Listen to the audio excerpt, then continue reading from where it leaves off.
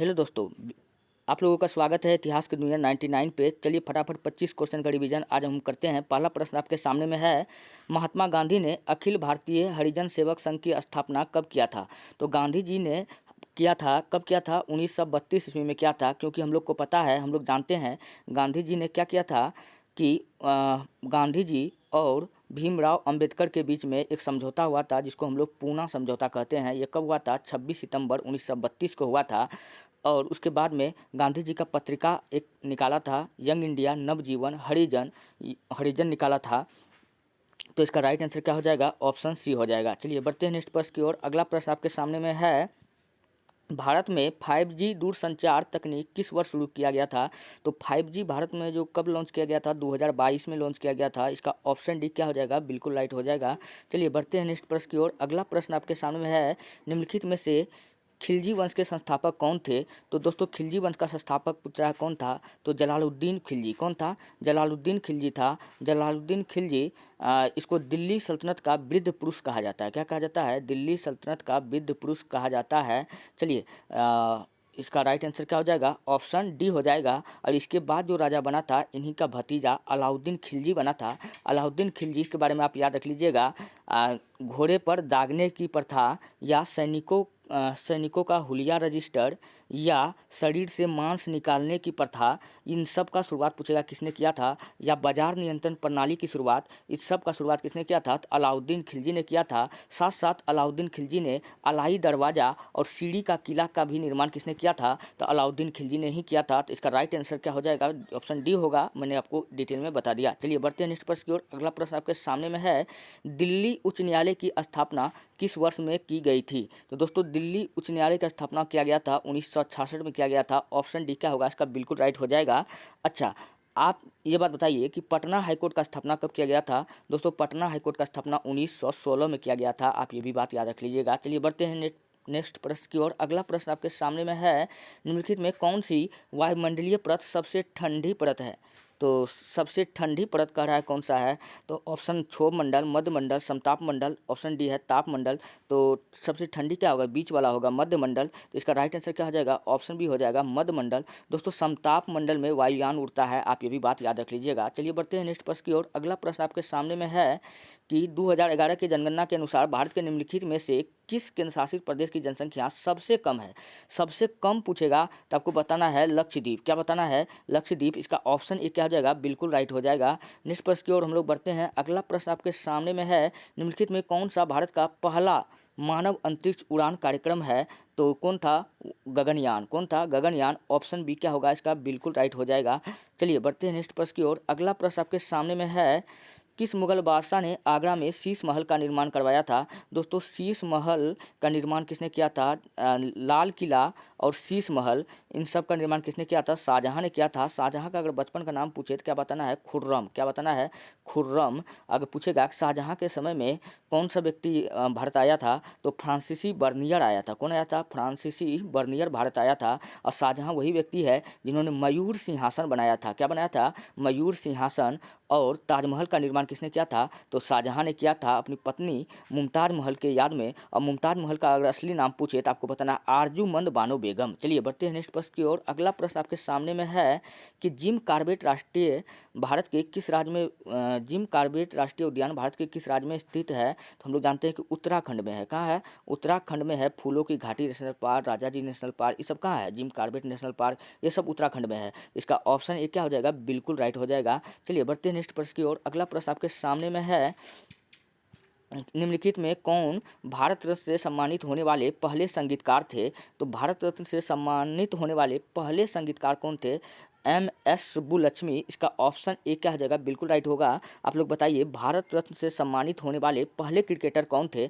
आप लोग कमेंट में फटाफट बताइए। चलिए बढ़ते हैं नेक्स्ट प्रश्न की ओर। अगला प्रश्न आपके सामने में है, नेक्स्ट प्रश्न आपके सामने में है, निम्नलिखित में कौन सा विटामिन आयरन के अवशोषण को प्रभावित करता है? मतलब लोहा को प्रभावित करता है। तो विटामिन सी जो है आयरन के अवशोषण को प्रभावित करता है। इसलिए इसका ऑप्शन डी क्या हो जाएगा? बिल्कुल राइट हो जाएगा।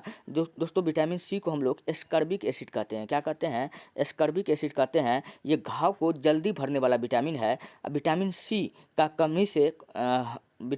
कमी से क्या होता है, हम लोग का मांसपेशी फूल जाता है और इनसे दांत से ब्लड निकलना स्टार्ट हो जाता है। और विटामिन के क्या करता है, रक्त का थक्का जमाता है।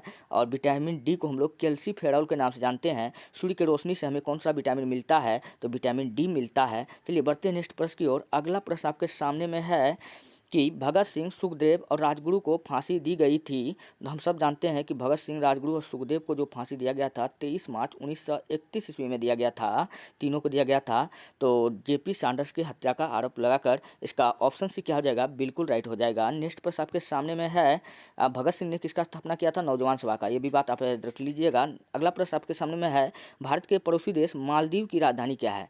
मालदीव की राजधानी दोस्तों माले है। कहाँ है, माले है। ऑप्शन डी क्या हो जाएगा, बिल्कुल राइट हो जाएगा। चलिए बढ़ते हैं नेक्स्ट प्रश्न की ओर। अगला प्रश्न आपके सामने में है, त्राइन का प्रथम युद्ध किसके बीच लड़ा गया था। हम लोग जानते हैं कि त्राइन का प्रथम युद्ध पृथ्वीराज चौहान और मोहम्मद गजनवी के बीच में लड़ा गया था। किसके किसके बीच में लड़ा गया था, पृथ्वीराज चौहान और मोहम्मद गोरी के बीच में लड़ा गया था। तो इसका ऑप्शन डी क्या हो जाएगा, बिल्कुल राइट हो जाएगा। दोस्तों पृथ्वीराज चौहान वही व्यक्ति है जिन्होंने मोहम्मद गोरी को 17 बार हराया था। कितना बार हराया था, 17 बार हराया था। हम ये बात क्यों माने कि पृथ्वीराज चौहान ने 17 बार हराया था, तो हमको मानना ही पड़ेगा क्योंकि प्रोफेसर हेनरी इलियट के अनुसार बताता है कि पृथ्वीराज चौहान ने 17 बार किसको हराया था, मोहम्मद गोरी को हराया था और जीवनदान भी दिया था। चलिए बढ़ते हैं। और पृथ्वीराज चौहान के दरबार में एक कवि रहता था, चंदवरदाई। क्या रहता था, चंदवरदाई। आप ये बात याद रख लीजिएगा। चलिए, और इसका रचना पूछेगा कौन सा था, तो आप बताना है पृथ्वीराज रासो। क्या था, पृथ्वीराज रासो का रचनाकार कौन है, चंदवरदाई। आप ये बात याद रख लीजिएगा। नेक्स्ट प्रश्न आपके सामने में है, लेंस की क्षमता का एसआई मात्रक क्या होता है। तो लेंस की क्षमता को हम लोग डायऑप्टर में मापते हैं। तो इसका ऑप्शन डी क्या हो जाएगा, बिल्कुल राइट हो जाएगा।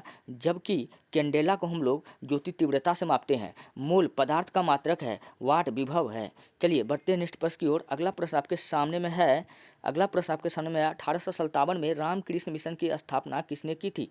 तो 1897 में रामकृष्ण मिशन की स्थापना स्वामी विवेकानंद ने किया था। स्वामी विवेकानंद को दोस्तों तूफानी हिंदू के नाम से जानते हैं।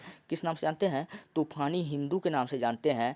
और स्वामी विवेकानंद को पूछेगा कि स्वामी की उपाधि किसने दिया था, तो महाराज खेतड़ी ने दिया था। आप ये भी बात याद रख लीजिएगा। चलिए बढ़ते नेक्स्ट प्रश्न की ओर। अगला प्रश्न आपके सामने में है, बाजीराव प्रथम किसके पुत्र थे। बाजीराव प्रथम जो थे वो पेशवा बालाजी विश्वनाथ के पुत्र थे। ऑप्शन बी क्या हो जाएगा, इसका बिल्कुल राइट हो जाएगा। शिवाजी का पुत्र का नाम क्या था, तो शिवाजी का पुत्र का नाम संभाजी था। और शिवाजी के दरबार में पूछेगा क्या रहता था, अष्टप्रधान। अष्टप्रधान पूछेगा किसके दरबार में रहता था, तो शिवाजी के दरबार में रहता था। चलिए बढ़ते नवरत्न अकबर के दरबार में, चंद्रगुप्त विक्रमादित्य दोनों के दरबार में रहता था। चलिए नालंदा विश्वविद्यालय की स्थापना किसने की थी। हम लोग जानते हैं कि नालंदा विश्वविद्यालय का स्थापना करने वाला व्यक्ति गुप्त वंश का शासक कुमार गुप्त था। कौन था, कुमार गुप्त था। ऑप्शन डी क्या आ जाएगा, इसका बिल्कुल राइट हो जाएगा। वही पूछेगा कि नालंदा विश्वविद्यालय को बनाया था ये, अब नष्ट किसने किया था, तो बख्तियार खिलजी। किसने किया था, बख्तियार खिलजी ने किया था। आप ये बात याद रख लीजिएगा। चलिए बढ़ते हैं नेक्स्ट प्रश्न में। अगला प्रश्न आपके सामने में है, कौन सा देश चावल का सबसे बड़ा उत्पादक देश है। चावल का दोस्तों पूछा सबसे बड़ा उत्पादक देश कौन सा है, तो वो है चीन है। ऑप्शन बी क्या हो जाएगा, बिल्कुल राइट हो जाएगा। जाया, पद्मा, पूसा 1460 ये सब क्या है, चावल का एक प्रकार है। आप ये भी बात याद रख लीजिएगा। दोस्तों ब्राज़ील को हम लोग कहते हैं सांपों का देश। क्या कहते हैं, सांपों का देश। पूछे किसको कहते हैं, ब्राज़ील को कहते हैं। सर्वाधिक लोहा रूस में प्राप्त होता है। आप ये भी बात याद रख लीजिएगा। बांग्लादेश के सांसद को हम लोग नेसेट कहते हैं, रूस का ड्यूमा कहते हैं। ये सभी बात आप याद रख लीजिएगा। चलिए बढ़ते हैं नेक्स्ट प्रश्न की ओर। अगला प्रश्न आपके सामने में है, पानीपत का तीसरा युद्ध कब लड़ा गया था। तो पानीपत का तीसरा युद्ध लड़ा गया था 1761 ईस्वी में अफगान और मराठा शासक के बीच में लड़ा गया था। तो इसका ऑप्शन डी क्या हो जाएगा, बिल्कुल राइट हो जाएगा। चलिए पढ़ते हैं नेक्स्ट प्रश्न की ओर। अगला प्रश्न आपके सामने में है, चपचारकूट महोत्सव भारत के किस राज्य का एक प्रसिद्ध त्यौहार है। इसका राइट आंसर ऑप्शन ए हो जाएगा, मिजोरम। क्या हो जाएगा, मिजोरम। मिजोरम की राजधानी कहाँ है, आइजोल। आप ये बात याद रख लीजिएगा। चलिए बढ़ते हैं नेक्स्ट प्रश्न की ओर। अगला प्रश्न आपके सामने में है, भारतीय संविधान के कौन से अनुच्छेद मौलिक अधिकार की बात करते हैं? तो 12 से जो 35 है वो अनुच्छेद मौलिक अधिकार का बात करता है। मौलिक अधिकार का संख्या पूछेगा कितना है, तो अभी टोटल 6 है, पहले 7 था, एगो निकाल दिया है। कौन निकाल दिया है? तो संपत्ति के अधिकार को जो है मौलिक अधिकार से निकाल करके इसको विधि का अधिकार बना दिया है। चलिए हम लोग बढ़ते हैं नेक्स्ट प्रश्न की ओर। अगला प्रश्न आपके सामने में है, बेड़ी बेड़ी निम्नलिखित में से किसकी कमी से होता है? हम लोग जानते हैं विटामिन B1 के कमी से क्या होता है? बेड़ी बेड़ी रोग होता है। चलिए, विटामिन C की कमी से स्कर्विक, आयोडीन आयोडीन की कमी से कौन सा रोग होता है? तो घेंघा रोग होता है। घेंघा को हम लोग ग्वाइटर के नाम से जानते हैं या गलगंट के भी नाम से जानते हैं।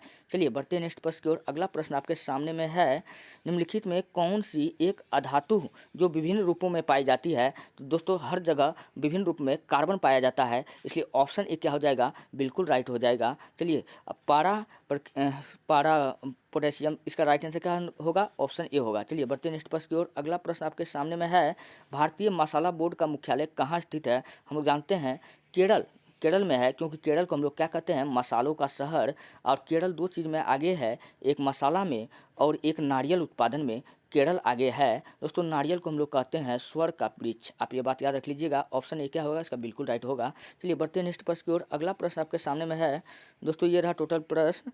अगर आपको वीडियो अच्छा लगता है, हेल्पफुल लगता है, तब आप हमारे चैनल को सब्सक्राइब कीजिए और वीडियो को लाइक कीजिए।